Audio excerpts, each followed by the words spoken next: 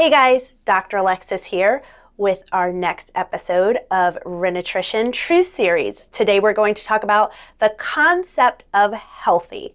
And I'm just going to leave it there because healthy just, I don't know, embodies so many things.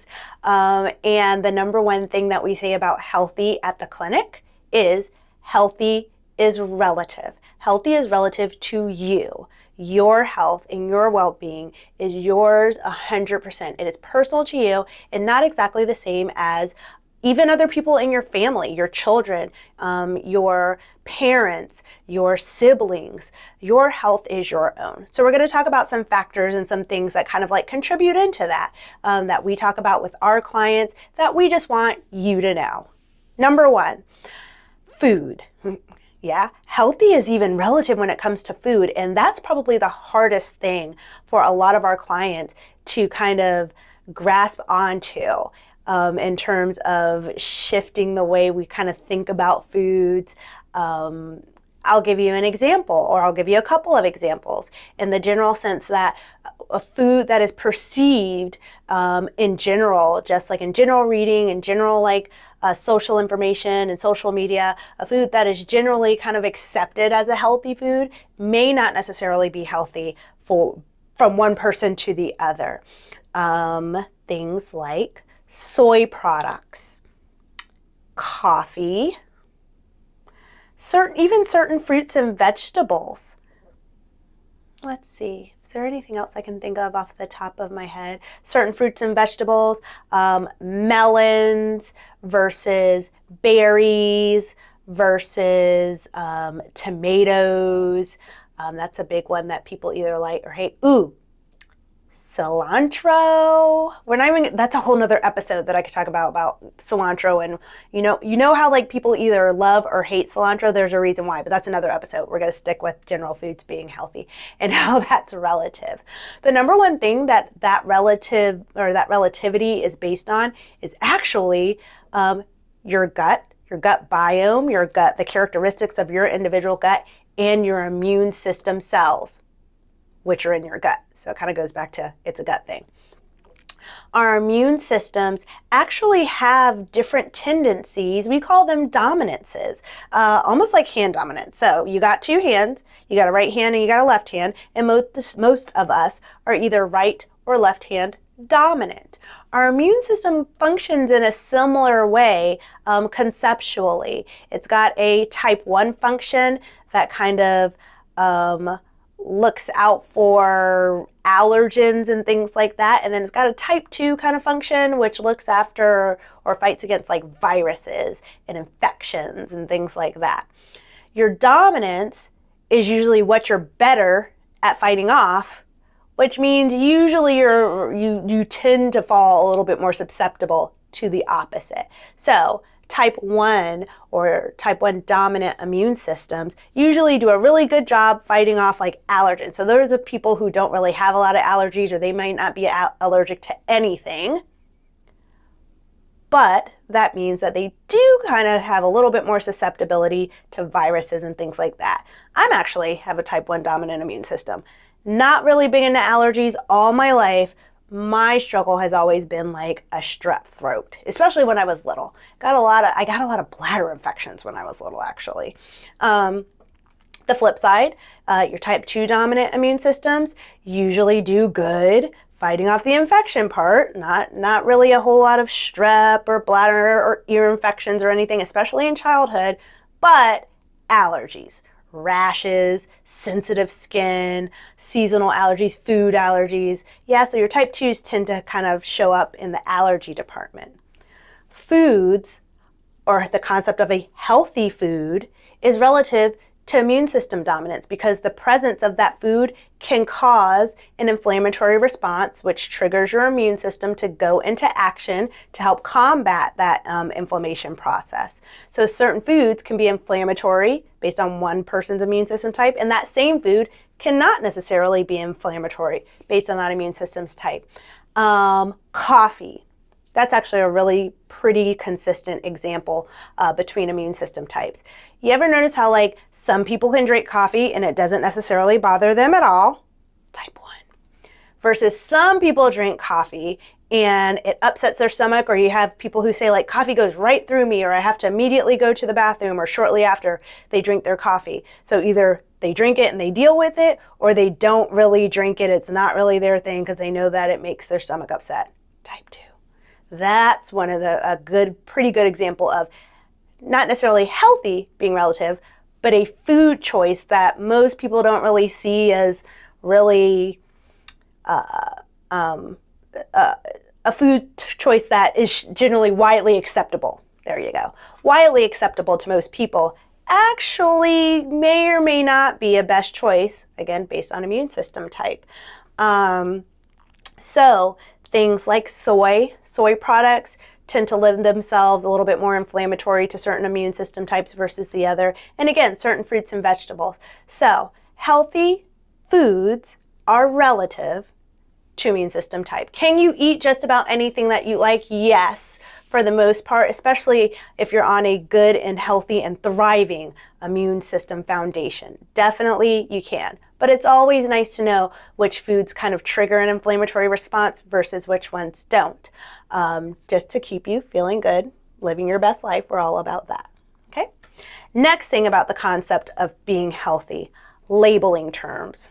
Okay, we do a lot, or we give a lot of tips in terms of labeling terms, because if you're not really thinking about it, or you're not really paying the closest attention, you can kind of be led to believe that something is a little bit healthier or better for you than it may actually be. So let's talk about percentages.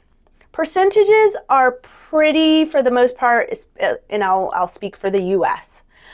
Because differences in what can go on labels varies between different countries, actually. In the U.S., for the most part, percentages are pretty like set in stone. So if something says 100% fat-free, certain type of fat, but for the most part, it should not have that said thing that it's 100% free of, okay? So percentages, you can kind of hang your hat on percentages. If something is quote unquote free, factor free, sugar free, you can pretty much hang your hat on that. Doesn't mean that there's not something else in there making it sweet, but usually that means that it's not a basic like cane sugar or a glucose-based sugar is not part of that food product. So something that's free, toxin free, BPA free, that means it's not supposed to have BPA in it. You should be able to hang your hat on that. So the absolutes in terms of labeling terms, for the most part, are your best bets. It's those ones that don't have absolutes, that kind of play with, you got to take it into perspective what may be meant. So the top two terms that I want to bring to your attention are natural and organic. So are those bad products? Are those bad things? Are those bad words? No. But the thing is, a lot of people assume, or a lot of people believe, and then when there's nothing wrong with that, I'd want to believe too, that when something says organic, you read the word organic, a lot of us think 100% organic. And that's not always the case, which kind of sucks, but it is what it is. It has to have an organic ingredient. You can hang your hat on that, but there's no guarantee of how much in said package and said serving of what you're getting actually is organic. And that's the point that I want to drive home. I had a client actually who was looking at something. They were looking at something and they were like, yeah, it's got 100%, this thing. Oh shoot, I wish I remembered what it was. But they were saying like they thought it was safe, or they thought it was a good product because it had 100% of this ingredient.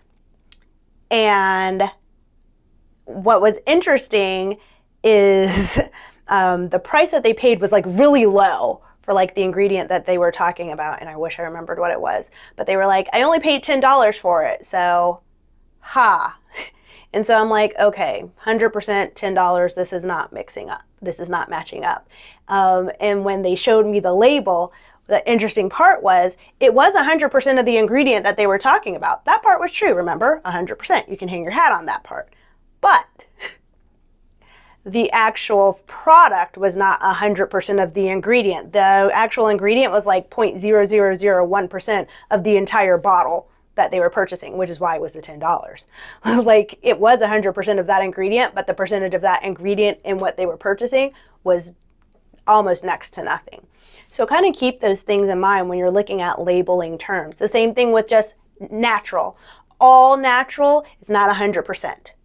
So, or just natural in general. There can be a portion of that product that is natural, but you don't know what percentage of that product it is. It can be 0.0001% of a natural product, which means what is the rest of the product.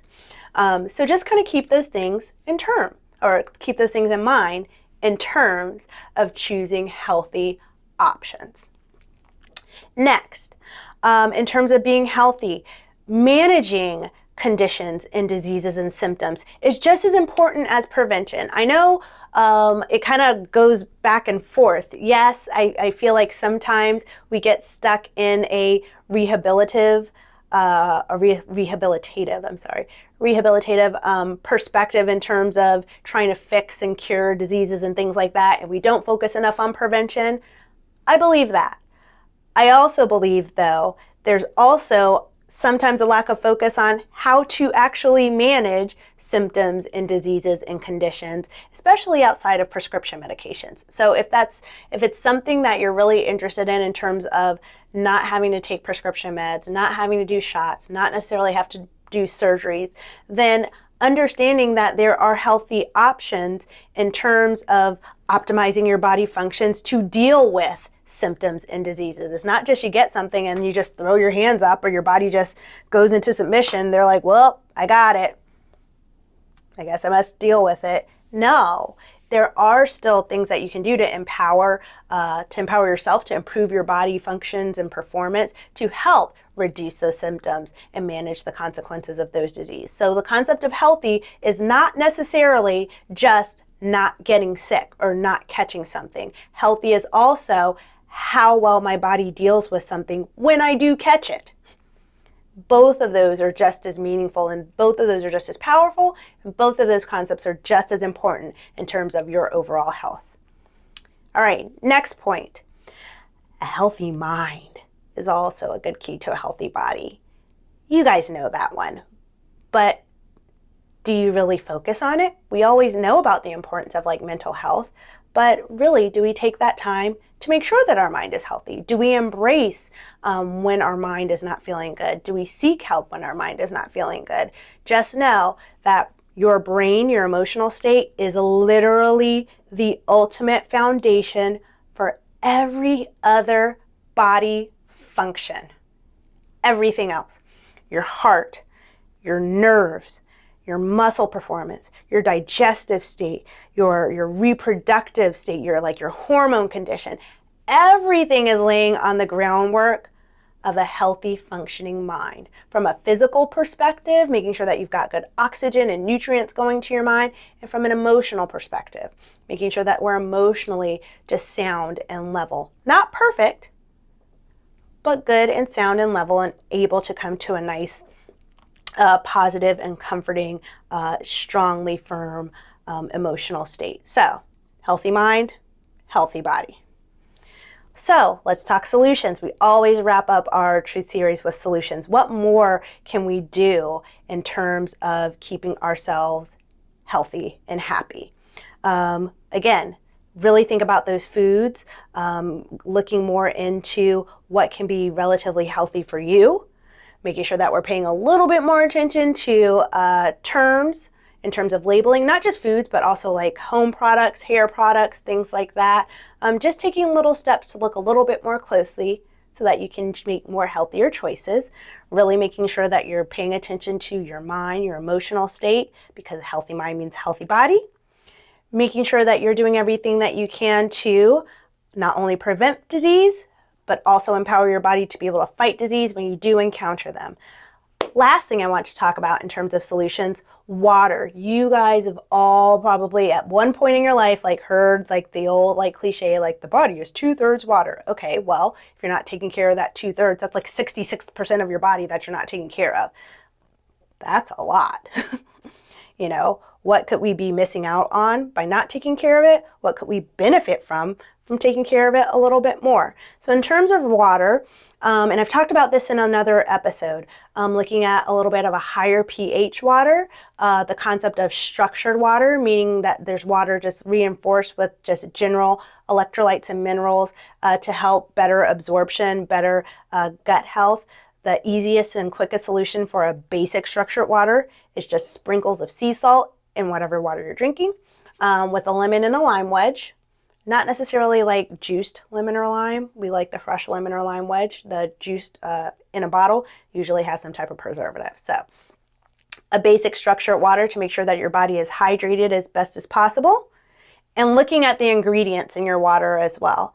Waters that have a whole lot of chloride and fluoride, definitely kind of keep your eye on those. We don't want to get chloride and fluoride levels too high in our body. It can actually impede general just cell function. That's another episode for another time, but just know too much chlorine, too much fluorine, fluoride in the body can hinder performance and start you down the road of not living your best life. And we're all about living your best life here. So that's what I have to say about being healthy. Healthy's relative to you. It's your own. It's not the same as your friends or your sister or your child's or your mother's or your father's or your aunts and your uncles. It's yours. Take care of yourself. You know where to find us on our social media if you have questions.